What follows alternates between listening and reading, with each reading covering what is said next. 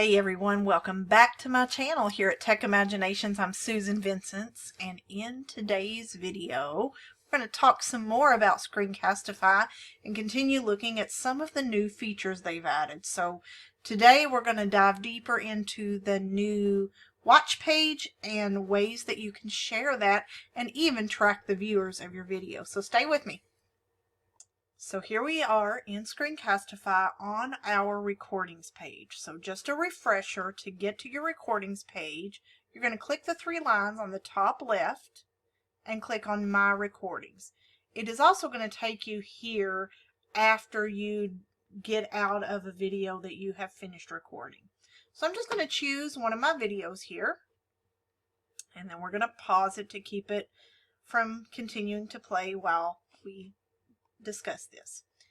So in a previous video we talked all about the interactive questions feature, so go check that out in my previous video right here on my channel. But I want to dive deeper here into this watch page. So if you notice, there's something new.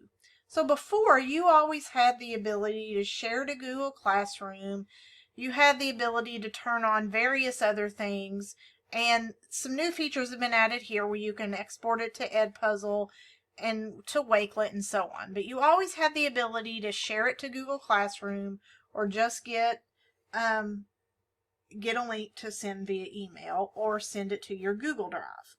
And you have that ability still down here. You can send it to your Google Drive or you can export it as a normal video file. So here, we want to, though, look at the top of this watch page where it has copy share link.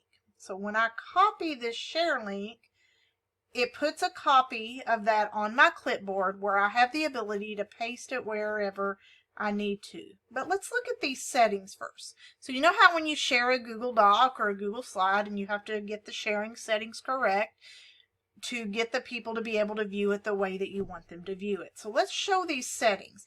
And notice right now when I copy that sharing link, it's anyone with the link and they're going to be anonymous. Or I can edit that and I can tell it anyone with the link, only anyone in my organization. So if I only share it with people in my school organization, those are going to be the only people that can view it. And also for tracking purposes, which we'll discuss in a moment, do you want to track it anonymously just to see how many views that you've gotten? So if you have a class of 24 and you get 24 viewers, you hope that it's your students. Or do you want them to be able to sign in by email address, or do you want them to enter a nickname? So there's various ways that you can do this. So I'm just going to leave it right now on anyone with a link and let it track viewers anonymously. So I'm copying that shared link and I'm going to come over here to a new tab as if I'm another viewer. I've sent it to someone and I'm just going to paste that in here. We're going to click and it's loading my video. And then if you viewed my previous video, you see the little dot right there marking the space where I put some interactive questions. So there that is. This is the view page. I can copy this, send it in an email. I can post it to any LMS, Canvas, Blackboard, Schoology, what have you, Google Classroom. But then if I come back over here, I also now have the ability to track my viewers. So if I click my viewers, I'm going to refresh right here. So now look, it shows me that I've had 5 viewers of this video. So if I click my viewers, it shows me that I've had all of these people viewing it, this anonymous user, which is me on a different account testing this out, and then various other anonymous users using this link. And then if I want the question responses, it'll let me click there. So remember that setting where we were going to either keep it anonymous or have them log in via their email.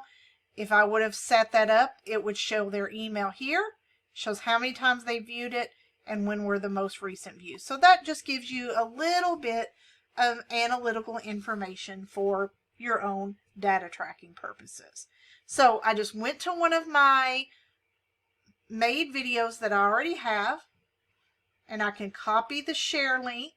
I could set it up under here, and then I can also track the viewers. So hopefully that's a little new tidbit of information that will help you more effectively use Screencastify in your classroom or for whatever personal purposes you may use it for.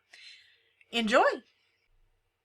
Well, as always, thank you so much for tuning in, and I hope you learned something you can find useful as you more effectively use Screencastify. Now be sure to hit the like and subscribe button down below so you're able to be notified when I post more videos for your tech needs. And I hope you have a great day. Be blessed, and I will see you soon. Bye-bye.